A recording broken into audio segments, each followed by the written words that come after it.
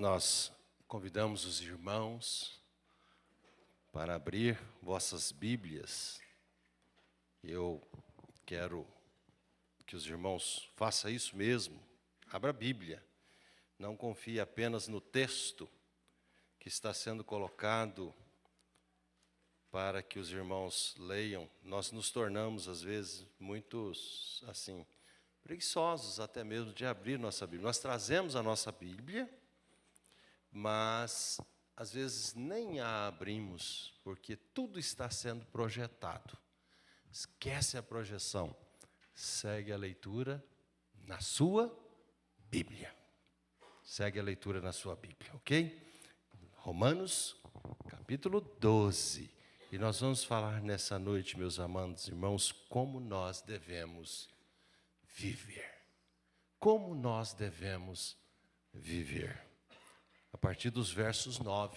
Então, tem um subtítulo dizendo as virtudes recomendadas. E a primeira frase que aparece nesse texto, vocês podem ler comigo? O amor seja sem hipocrisia. Vamos ler de novo? O amor seja sem hipocrisia. Pensa nessa palavra hipocrisia. Jesus, ao lidar com os hipócritas, ele dá ele categoriza os hipócritas. É isso? Assim, então, nós continuamos a leitura dizendo: o amor seja sem hipocrisia, detestai o mal, apegando-vos ao bem, amai-vos cordialmente uns aos outros com amor fraternal, proferindo-vos em honra uns aos outros. No zelo não sejais remissos, sede fervorosos de espírito, servindo ao Senhor. Regozijai-vos na esperança, sede pacientes na tribulação, na oração, o que é? Perseverantes. Compartilhai as necessidades dos santos, praticai a hospitalidade. Abençoai os que vos abençoai e não os amaldiçoeis. Alegrai-vos com os que se alegram e chorai com os. Tende o mesmo sentimento, uns para com os outros, em lugar de serdes orgulhosos. Condescendei com o que é humilde, não sejais sábio aos vossos próprios olhos. Não sejais sábio. Como diz Provérbios no capítulo 3, né? Achando ou se achando, né? Que é o Todo-Poderoso, ou Bambambam. Então, como é que nós devemos viver? O apóstolo Paulo dá para nós aqui uma série de atitudes e comportamento de como nós devemos viver como cristãos. Paulo está escrevendo para pessoas crentes. Então, falando aos crentes nessa noite, eu quero começar dizendo, meus amados irmãos, que o apóstolo Paulo começa o capítulo 12 desse texto trazendo uma recomendação ainda muito mais séria. Como deve ser o nosso culto a Deus. Olha para o verso 1 do capítulo 12. Como é que Paulo, então, faz recomendação, meus amados irmãos? E ele está fazendo recomendação. Rogo-vos, pois, irmãos, pela misericórdia de Deus. Que forma que é o culto? Apresentei os vossos corpos em sacrifícios vivos, santo e agradável a Deus, que é o vosso culto racional, o vosso culto com a sua mente. Você sabe o que você está fazendo, você sabe o que você está falando, e você sabe se você está ou não agradando a Deus. Então Paulo começa a falar sobre o nosso culto racional. Depois então de falar da diversidade dos dons espirituais que sempre deve estar a serviço da igreja do Senhor Jesus Cristo. Então, meus amados irmãos, entre esses dons espirituais, está o nosso comportamento cristão. Exatamente no começo, então, de Romanos, no capítulo 12, no verso 9, ele coloca a pedra angular da vida do cristão. Aqui está o marco inicial, aqui está o marco, meus amados irmãos, de como nós devemos viver como crentes. O amor seja sem hipocrisia. Mas ele não para, ele diz, detestai o mal apegando-vos ao... E sempre que ele dá uma negativa, ele coloca uma palavra positiva. Não faça isso, mas faça aquilo. Assim, então, ele continua dizendo para nós que o amor, que é realmente o princípio governante da vida cristã, é mais do que uma opção, é mais do que uma emoção, é mais do que apenas uma natureza, mas é um firme comprometimento. No amor não é um sentimentalismo, eu sinto que amo, eu tenho que amar. É diferente. Portanto, ele está dizendo para nós que nós não podemos dar amor em troca de alguma coisa. O amor deve ser sem, de novo, vamos lembrar da palavra? O amor deve ser sem hipocrisia. Porque quando há hipocrisia, é quando eu estou fazendo uma troca. Eu estou amando, mas eu estou esperando algo em troca desse amor. Salomão, então, poetiza esse amor em Cantares, no capítulo 8, no verso 6 e 7, quando muitos colocam em seus convites de casamento esse mesmo texto, dizendo assim, que este amor sem hipocrisia, ele fala, põe-me como selo sobre o seu coração, como selo sobre o seu braço, porque o amor é forte como a morte, é duro como a sepultura. O ciúme, ponto e vírgula, para aí. As suas brasas são brasas de fogo, são veemente labaredas. As muitas águas não poderiam apagar o amor, nem os rios afogá-lo, ainda que alguém desse todos os seus bens de sua casa pelo amor, seria de todo desprezado. Então, meus amados irmãos, a partir desse ponto fundamental, ou desse ponto que é primordial no nosso sermão desta noite, que o amor seja sem hipocrisia, nós vamos aprender algumas lições preciosas de como nós devemos praticar esse amor diário, de como nós devemos viver esse amor diário em nosso comportamento cristão. Portanto, vamos analisar a partir desse texto em apreço. Em primeiro lugar, ele coloca para nós como é que nós devemos viver como cristão. Qual é a primeira palavra que ele coloca para nós aí, no verso? Detestai. Vamos falar todo mundo junto, para a gente aprender e gravar isso para a nossa vida cotidiana, nossa vida diária. Detestai e... tem sempre uma negativa e uma positiva. Sempre chamando a nossa atenção para uma prática, deixa uma prática ruim e coloca uma boa no lugar. Nós não podemos abrir mão de preencher esse espaço com uma outra coisa útil, agradável. Portanto, detestar, como Paulo coloca nesse texto para nós, dá o sentido de odiar, dá o sentido de repudiar, dá o sentido de renegar, dá o sentido de ter ojeriza por aquilo. Sabe o que é isso? Eu odeio isso, eu não quero isso. E então Paulo usa a palavra fugir para significar repulsa.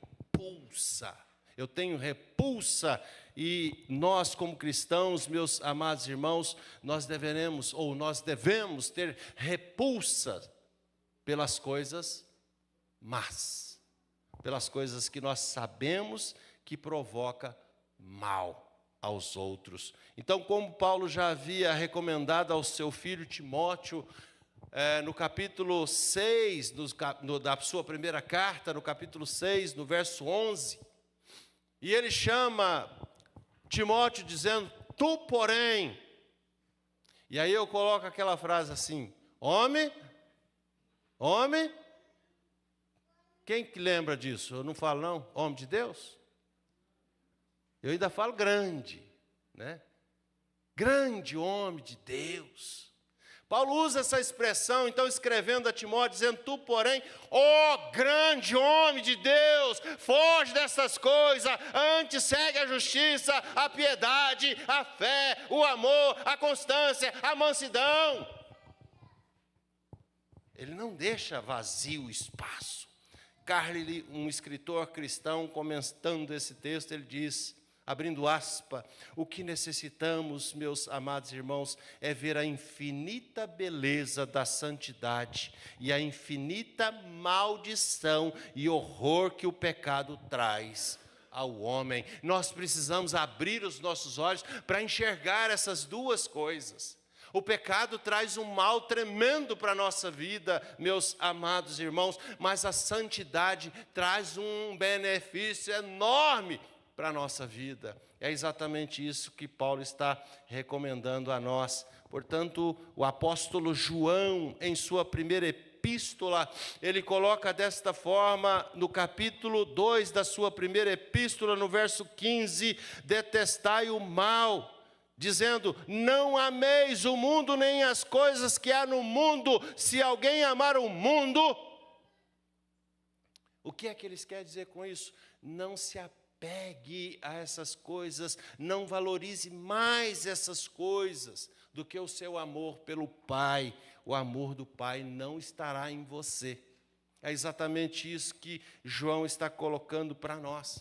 Portanto, quando Paulo, então, coloca esse verbo apegar a estas coisas más, ele sugere que isso pode ser um desejo intenso por coisas ruins, mas quando nós abrimos mão disso, quando nós detestamos isso, nós vamos apegar aquilo que é bom.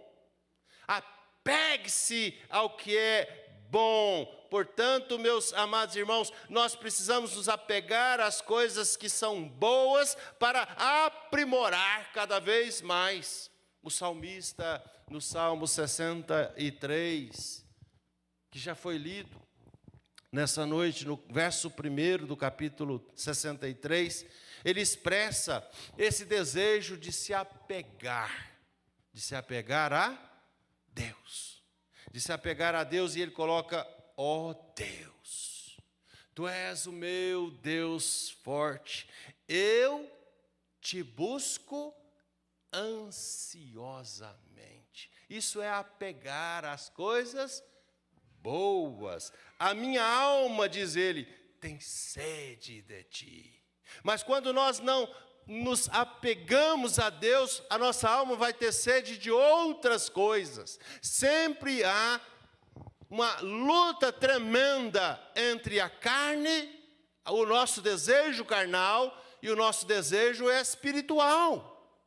Paulo diz isso no capítulo 7, ensinando a igreja, que há uma luta enorme, e nós precisamos aprender a lutar, para nos apegar às coisas de Deus. E, portanto, o salmista nos diz, o meu corpo te almeja, como terra árida, exausta, sem água. Apegue-se dessa forma a Deus. Então, nosso comportamento deve ser essa busca constante, essa busca intensa, essa busca ardente por algo que é bom, por algo que é bom, meus amados irmãos. As palavras, então, usadas aqui pelo apóstolo Paulo são firmes. E nós precisamos lembrar sempre delas, que elas estejam sempre diante de nós, quando o mal aparecer. Portanto, ele diz, detestai. E ao mesmo tempo, apegai. Deteste e apegue. Elas também podem ser ilustradas com os 2 versos da carta que Paulo escreve aos Colossenses. No capítulo 3, nos versos de 8 a 11, ele diz, detestai. Agora, porém, e ele diz isso, despojai-vos igualmente de tudo isso: ira, indignação, maldade, maledicência, linguagem obscena do vosso falar. Não mintais uns aos outros, uma vez que vos despiste do velho homem com seus feitos e vos revestiste do novo homem que se refaz para o pleno conhecimento, segundo a imagem daquele que o criou, no qual não pode haver grego nem judeu, circuncisão nem incircuncisão, bárbaro, cita, escravo, livre, porém Cristo é tudo em todos.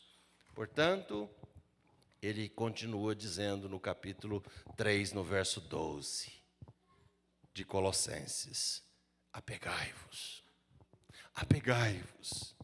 E o que é apegai-vos aí? Revesti, pois, como eleito de Deus, santo, amado, de ternos afetos de misericórdia, de bondade, de humildade, de mansidão, de longanimidade. Tudo isso, meus amados irmãos, nada mais é do que empurrar para longe de nós todo o mal e abraçar definitivamente de corpo e alma o que é bom, o que edifica, o que constrói, o que solidifica a igreja. Assim então, meus amados irmãos, o que mantém a chama do amor acesa na nossa vida. Como é fácil odiar e como é difícil amar. Mas a recomendação é exatamente isso: deteste aquilo que separa você do que é bom, do que é agradável, do que é perfeito, que é fazer a vontade de Deus. Deteste o mal, apegue o bem. Verso 9. Agora ele continua, meus amados irmãos, no verso 10, trazendo uma segunda recomendação para nós, um segundo ensino, um segundo agora momento de exortação para nós, quando ele começa o texto dizendo: amai-vos cordialmente uns. Está escrito aí, sim ou não? Amai-vos cordialmente uns aos outros com amor. Lê comigo: com amor fraternal, preferindo-vos em honra uns aos outros. E preferir em honra o outro não é fazer assim, não é isso. É ter um tratamento com sinceridade. Porque eu falei lá no início, qual é a palavra que eu usei lá? Qual a palavra que eu usei lá no início? Hipocrisia. E o que é hipocrisia? É nós termos um comportamento na frente e outro tratar de forma hipócrita as pessoas, de forma demagoga.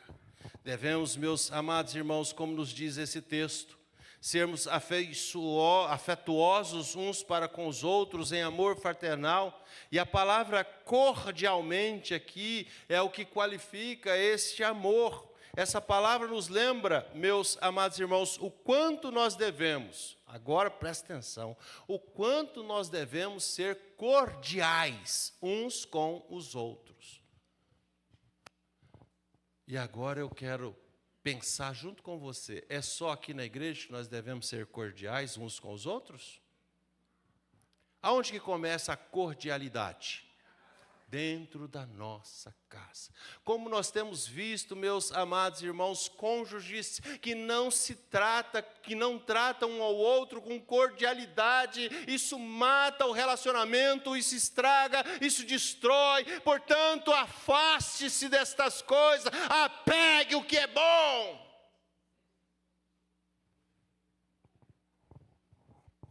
Na carta que foi escrita aos Hebreus, no capítulo 13, dos versos 1 e 2, está escrito, meus amados irmãos: seja constante o amor fraternal, não negligencieis a hospitalidade, pois alguns, praticando-a sem o saber, acolheram anjos.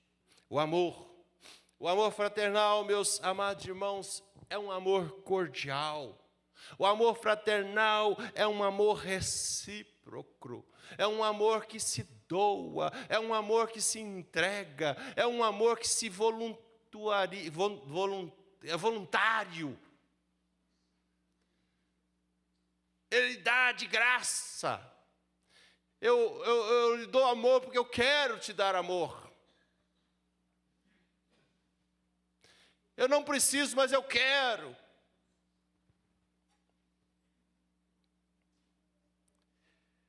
Meus amados irmãos, já que nós aprendemos que esse amor cordial precisa começar dentro dos nossos lares,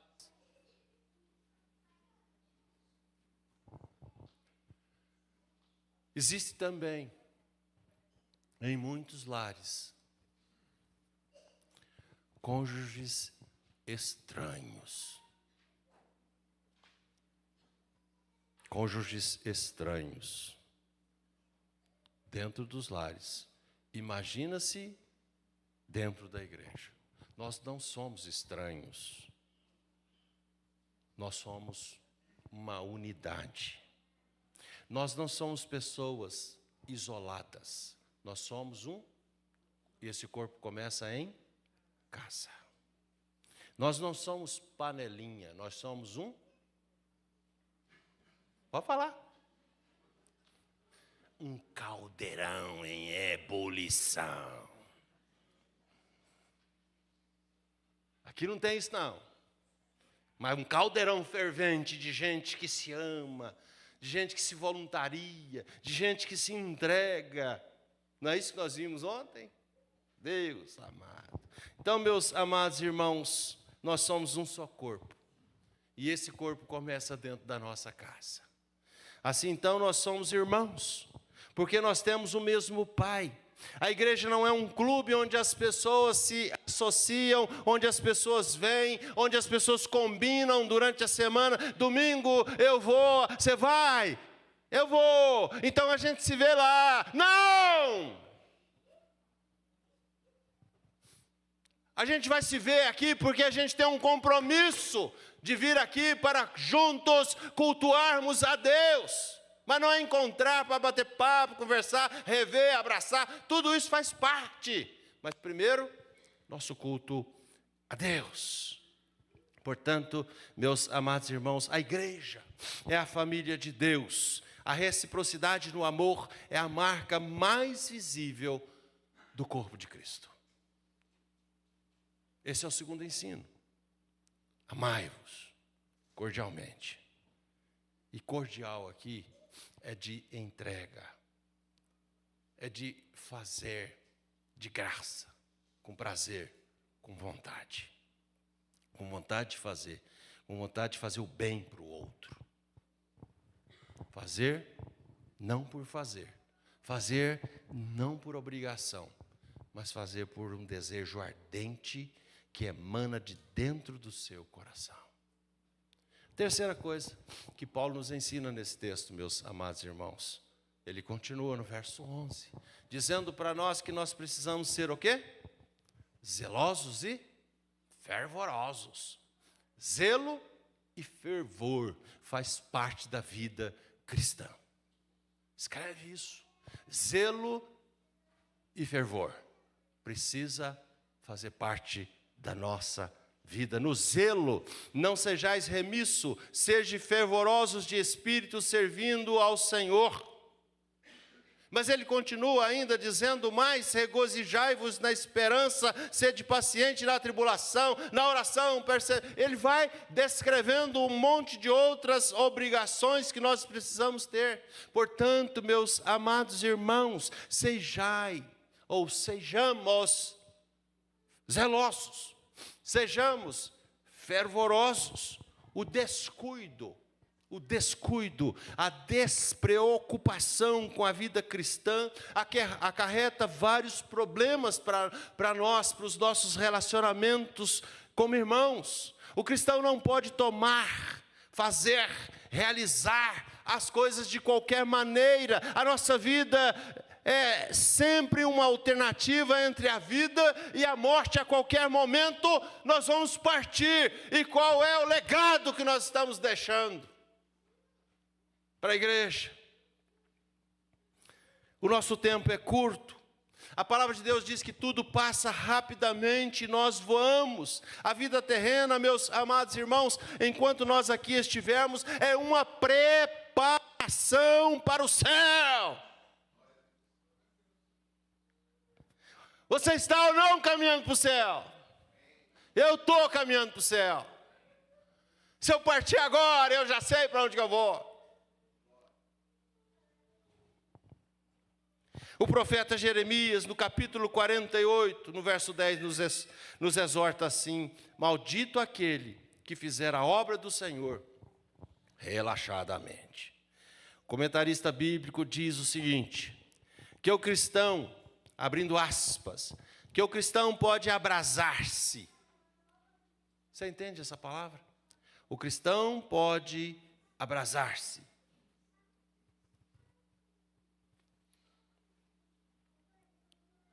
Abrasar vem do verbo brasa. Brasa. Queimar pelo fogo ardente. Sentir toda a sensação possível do Espírito Santo.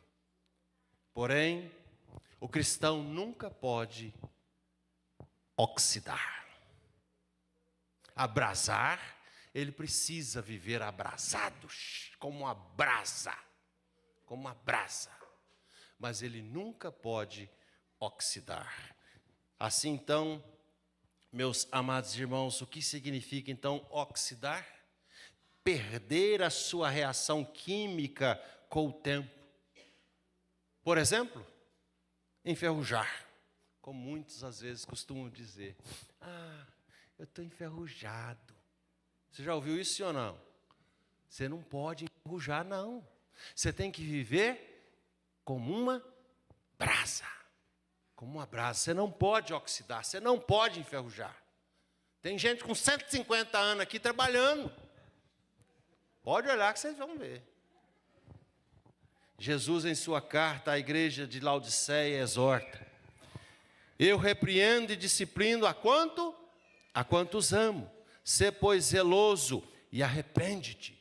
Apocalipse 3, 19. William Barclay, comentando então sobre este comportamento cristão, diz, abrindo aspas, devemos manter nosso espírito sempre em alta, espírito fervoroso, espírito que transborda em amor por Deus e em amor pela igreja, em amor pelo próximo. Então, William Barclay, ele ilustra esse fervor como uma vasilha de água fervendo, uma vasilha de água em ebulição no fogo.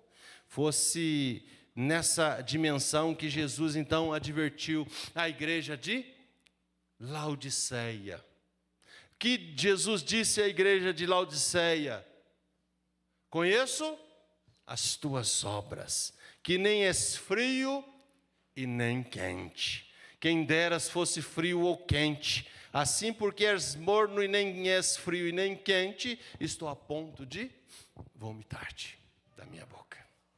Meus amados irmãos, que o Senhor requer de cada um de nós é que nós sejamos verdadeiros cristãos, que sejamos fervorosos de espírito, isso é, que nós precisamos ser uma pessoa entusiasmada, que nós precisamos ser uma pessoa apaixonada, que nós precisamos ser uma pessoa, meus amados irmãos, que olha para tudo aquilo que pertence a Deus, visando a nossa salvação. Isso aqui faz parte da minha salvação. Isso aqui faz parte da minha salvação. Isso aqui faz parte da minha salvação. E, portanto, eu vou vivendo isso de forma intensa e vou me santificando pela igreja de Deus. Portanto, em primeiro lugar, ele nos ensinou que nós devemos... Alguém lembra alguma coisa?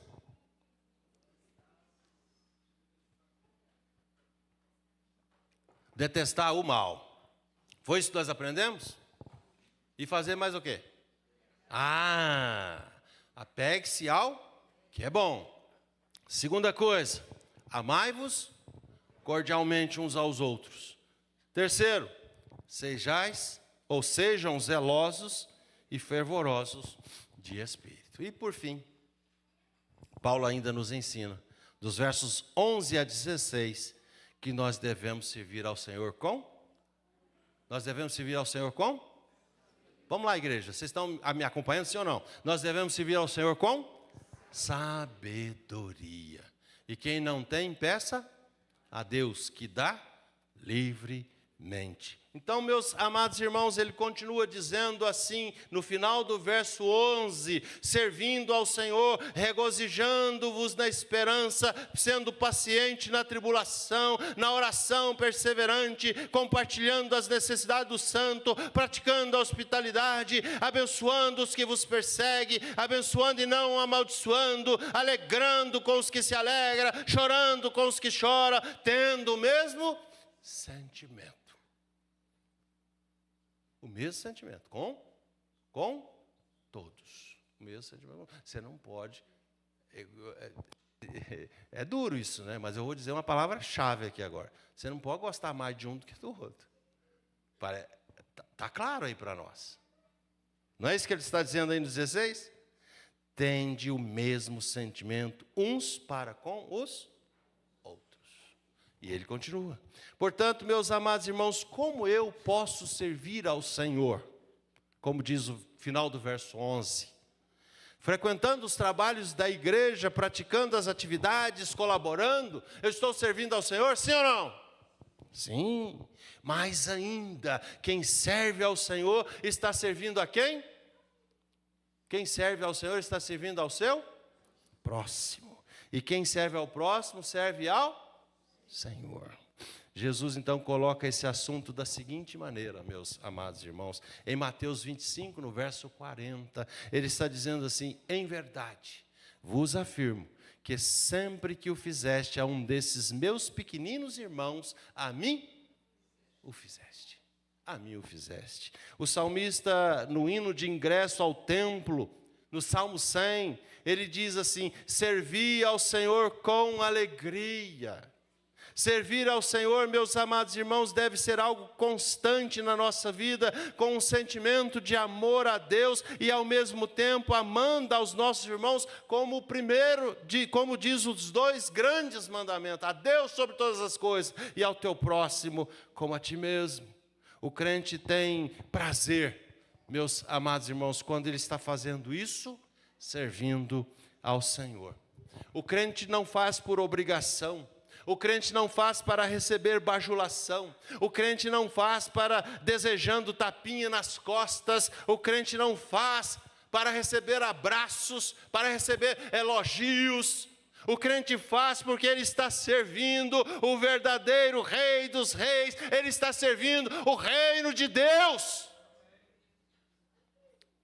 Por isso mesmo, então, o apóstolo Paulo aconselha a nós, meus amados irmãos: portai-vos com sabedoria para com os que são de fora, aproveitai as oportunidades. Colossenses 4, verso 5. E tem uma frase que eu gosto muito de usá-la, e a gente usa ela por aí, né? Quem não serve, não é que vocês falam? Quem não serve para servir, como é que é? Quem não vive para servir. Eu costumo dizer assim: quem não serve, mata de uma vez só, né? Quem não serve, não serve. Pronto, matou. Quem não serve, não serve. Quem não serve a igreja, quem não serve os irmãos, quem não serve a Deus, para que ele serve? Não serve.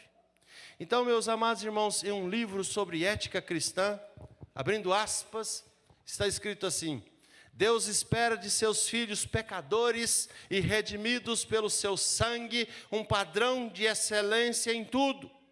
Deste lado da glória, não atingiremos perfeição no sentido de não pecarmos, mas somos aperfeiçoados a cada dia, à medida que nos achegamos àquele que cumpre em nós o querer e o realizar. Fecha aspas.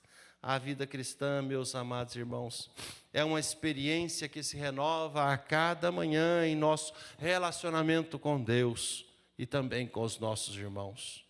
Nesta carta escrita aos Romanos, no capítulo 6, nos versos 4, Paulo diz assim, meus amados irmãos, que nós fomos sepultados com Ele na sua morte, pelo batismo, para que, como Cristo foi ressuscitado dentre os mortos, pela glória do Pai, assim também andemos nós em Quem lembra? Novidade de vida. O apóstolo Paulo nos ensina nessa passagem, meus amados irmãos, da palavra de Deus, que esse andar em novidade de vida implica em nós sermos completamente transformados pelo Evangelho do Senhor Jesus Cristo. Essas palavras não são apenas regras que nós precisamos cumprir. Essas palavras refletem o próprio Cristo e só pode ser vivida quando nós estivermos unidos a esse Cristo. Assim então, Cristo, meus amados irmãos, Ele nos amou.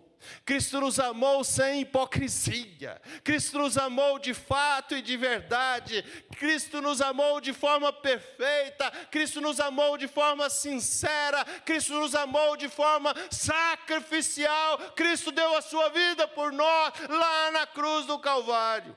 Cristo se entregou uma vez por toda na cruz. O seu amor foi demonstrado ali sem interesse, sem fingimento. E nós somos chamados em Cristo para amar, não de palavra, meus amados irmãos, mas de verdade, rejeitando o mal e apegando ao bem. Nós devemos esse amor. Nós devemos esse amor porque Ele nos amou primeiro. Com amor genuíno, com amor puro, com amor sincero, o seu amor, o amor de Jesus. Ele transformou pessoas inimigas, transformou pessoas inimigas nossas, em amigas nossas, nos tornando em um só corpo. Transformada hoje, inimigas, em uma só família, humilde e amada. Seguir a Cristo, meus amados irmãos, é sermos seus imitadores. Precisamos urgentemente aprender a considerar os irmãos mais importante do que a nós mesmos. Nós precisamos aprender a considerar os nossos irmãos mais do que a nossa busca pessoal. Mais do que os nossos próprios interesses, nós precisamos servir uns aos outros com humildade, como o Senhor Jesus Cristo serviu a igreja, como o Senhor Jesus Cristo serviu a cada um de nós. Paulo começa o texto dizendo: no zelo não sejais remisso. Jesus nos ensinou, Ele nunca foi remisso, Ele nunca foi negligente. Ele cumpriu cabalmente a sua missão que o Pai lhe confiou. Seu zelo pela glória de Deus e pela salvação do seu povo o levou à cruz e agora nos capacita a viver uma vida cristã entusiasmática ou entusiasmada, cheio de perseverança. Servimos a Deus por gratidão, não por obrigação. Servimos a Deus porque Ele é o nosso Salvador. Quanto mais nós contemplarmos a Cristo na nossa vida, mais inflamado nós seremos, mais estará ardendo o nosso coração vai estar em brasa para servi-lo. E que prazer, que alegria poder servir ao Rei dos Reis, o Senhor dos Senhores. O apóstolo Paulo, meus amados irmãos, nos mostra que a vida cristã é a expressão exata do ser de Cristo em cada um de nós. Ele é o nosso modelo, o modelo mais sincero, o modelo mais perfeito, o modelo mais honrado, servindo a igreja e ensinando a igreja a ser zelosa pelo reino de Deus.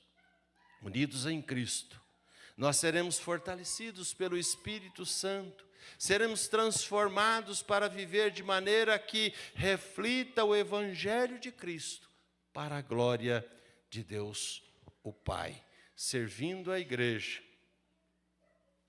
de Cristo hoje. Portanto, meus amados irmãos, precisamos sair daqui nesta noite com estas palavras gravadas em nossos corações. A primeira palavra: deteste o mal. A segunda: apegue-se Terceiro, ame-se uns aos outros.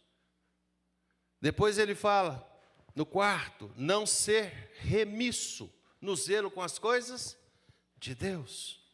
Ser fervorosos de espírito.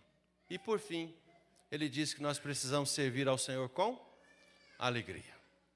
Sirva ao Senhor com alegria em seu coração. E você será a pessoa mais feliz enquanto aqui você viver. Porque ele está dizendo assim para nós, alegrai-vos com os que se alegram. Chorai com os que choram. Regozijai-vos na esperança. Sede pacientes. As tribulações virão, mas ele diz assim, sede paciente. Na oração, o que ele fala para nós? Seja perseverante. Que Deus muito nos abençoe. Amém? Amém?